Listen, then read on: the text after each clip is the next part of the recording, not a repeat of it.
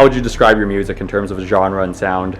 Primarily drum and bass, specifically leaning into more melodic, feel-good rollers, medium energy, and I tend to like a lot of sorrow in music. I feel like there's a healing element to that, so a lot of sultry vocals or kind of lower mid-range instruments. How did you get into DJing? That's a long story. My dad was actually a DJ in the 70s, so I grew up with vinyl and turntables around, but I didn't pick it up directly from him. Years later, parents separated, he moved away, I got into breakdancing, and we needed mixtapes to practice to where songs didn't end. So I started digging through his old disco records and was making mixtapes with one turntable and a Discman back and forth. That was like 95, 96. So yeah, it's been a long journey. Took it pretty seriously in high school, strictly hip hop. A little gap when I went for post-secondary school, recording arts and stuff like that, and then got into it again in 2007, and that's when I discovered my love of drum and bass. What would you say the source of your passion for your melodic type music is? I just want to feel good. I want it to inspire and excite and energize, maybe exercise some demons, but at the end I want it to feel good. So you've been playing every bass coast. How many bass coasts have you played? I think this is the 15th time I've played, and I think there's been 16 bass coasts. I haven't sat down and really counted it out, so I might be off by one, but it's kind of crazy.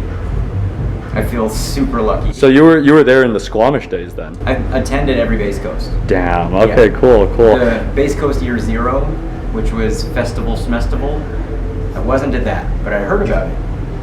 And then the very first official bass coast project, I was only there for one day, but I was there, and I ate some lettuce from the live garden that was part of the main stage. What's the coolest thing you've seen or experienced this bass coast? Man, so much, it's really hard to say. The big picture is the coolest part, so highlighting any particular element, I think, diminishes the overall impact. There's an art piece, I wish I knew who did it.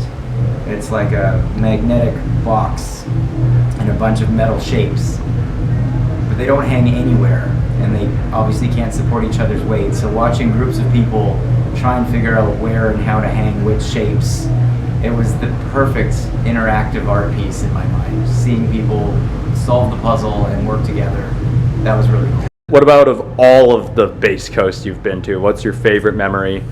Man, the mutiny year when main stage had half of a sunken pirate ship on it, that was just such a level up in the scale of stage design and the growth of this festival. Plus I got to play main stage that year, so memories for me on that one really kind of ring true. Felt like I got to be a part of it more than before. I've been told that Bass Coast has a very unique vibe. Mm-hmm. To the best of your ability, how would you describe that vibe? Integrity. Especially comparing to some other festivals and the party scene in general and nightlife in general. There's a more mature, artistic integrity to this whole festival. In what way? It's still a big party. People are letting loose and getting crazy, but that's not the goal. The goal is to come here and absorb art, be creative, be inspired, experience things with other people, and let loose and have a good time. They're all tied in, but sometimes people focus on let's get wasted and have a party. That doesn't seem to happen as much here. So ultimately, what's Bass Coast all about?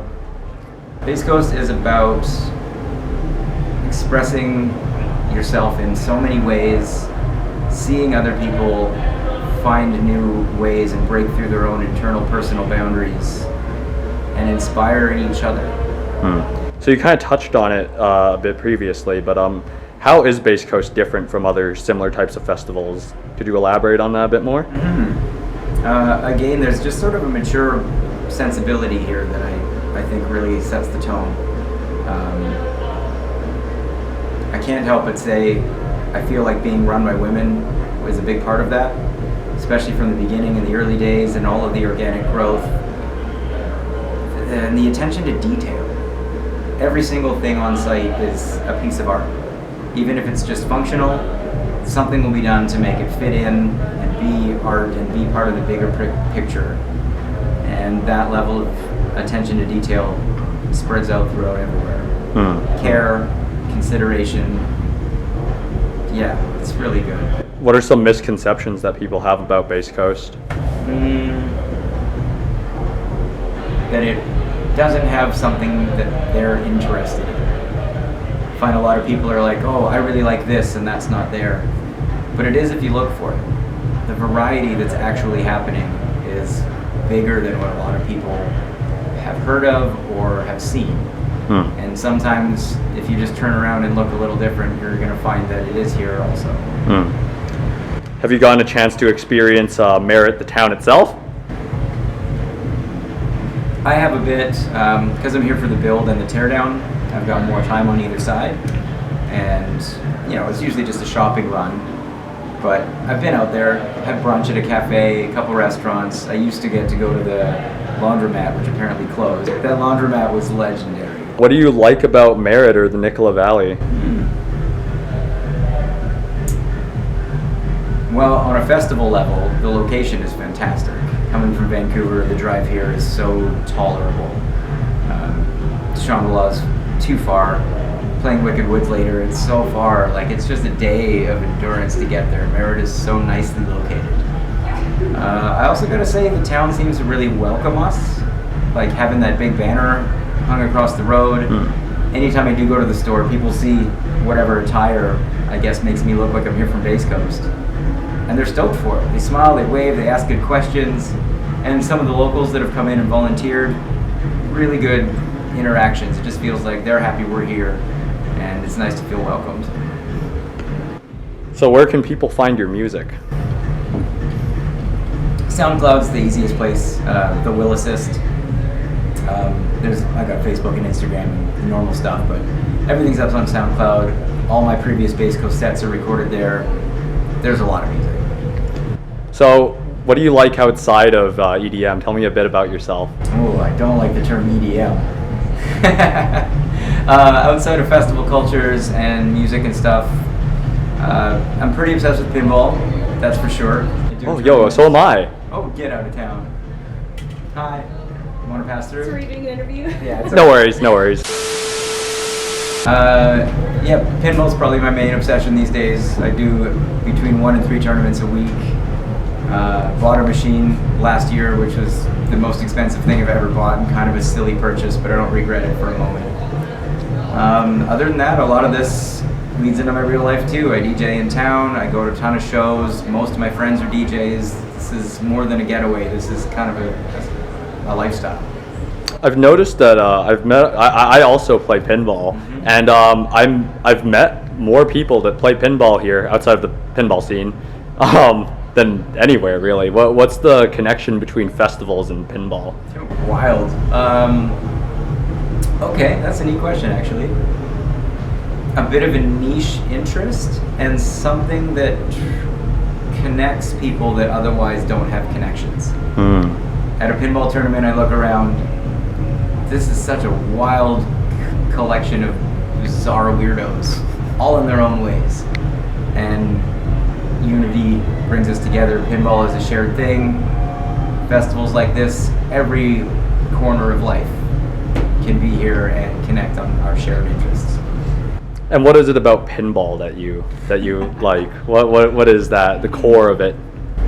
Okay, sometimes when I'm playing, especially if in my personal life I'm working through some things, I can literally see myself in the ball. It's a reflective surface that's always shining back at me. And even though I might have a goal, trying to hit those 3 targets to unlock a ball lock, I've also got to stray from that goal and deal with the reality of what's happening and unexpected bounces and twists and turns, and still try to get the goal going, but you can't focus on it too much, just enough. That transcends to life. I just want to go back to that comment you made earlier to clear up some more misconceptions. Why do you not like the term EDM? I like the underground culture. I like music and DJs and producers that are pushing boundaries and trying to be just a little left of center, sometimes uncomfortable, sometimes a bit weird. And EDM I find more paint by numbers. I think it's like the top 40 segment of electronic music. And whatever's popular gets copied. It becomes really mundane and monotonous and homogenized. So I understand there's a lot of different varieties of music and genres that are being played at Bass Coast, but from a surface level, and even I'm not 100% sure, but maybe even some of the marketing would describe Bass Coast as an EDM festival. What would you describe in terms of genre and labeling as for Bass Coast? Again, I understand it's hard because there's a lot of different stuff here. And it's tricky with genres too, because sure, there's sort of defined answers, but it's all semantics. It's all an attempt to describe how music sounds and feels, and everything's a spectrum.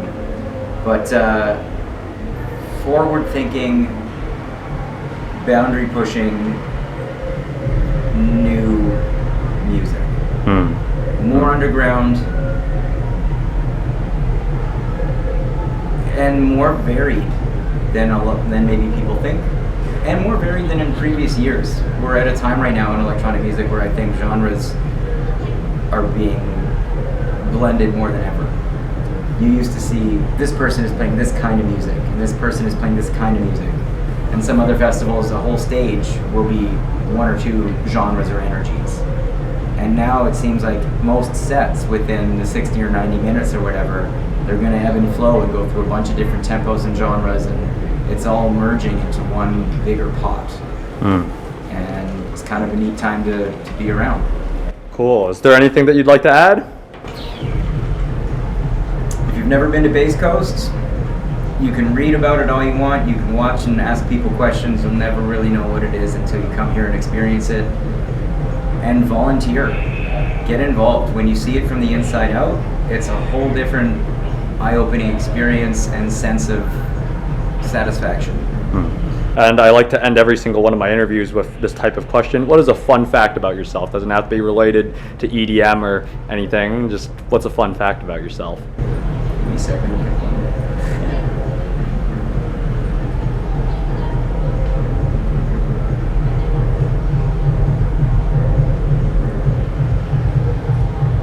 That's a tricky one. That's why I like asking it. Yeah.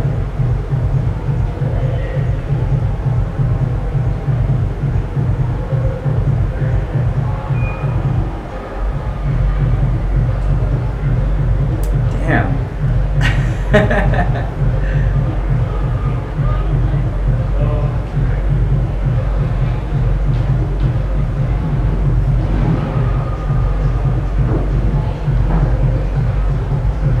Sorry for the delay. No worries, no worries.